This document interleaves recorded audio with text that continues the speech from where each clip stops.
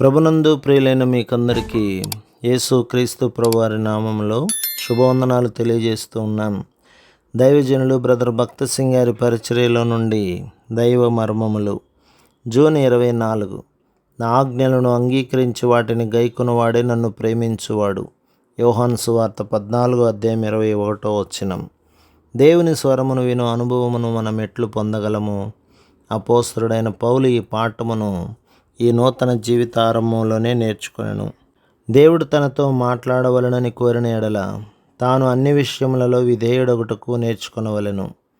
ప్రభువు సౌలుతో, నీవు దమస్కునకు వెళ్ళుము, అక్కడ నీవు ఏమి చేయవలెనో అది నీకు తెలుపబడును అనెను.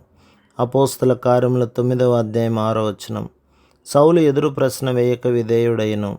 సౌలు దమస్కునకు వచ్చినప్పుడు దేవునిచే సిద్ధపరచబడిన అననీయాను కలుసుకొనెను. అపోస్తల కార్యములు 22:12. అననీయ మాట్లాడినప్పుడు సౌలునకు దేవుడే మాట్లాడినట్లుండెను. దేవుడు అననీయ ద్వారా సౌలుతో మాట్లాడెను.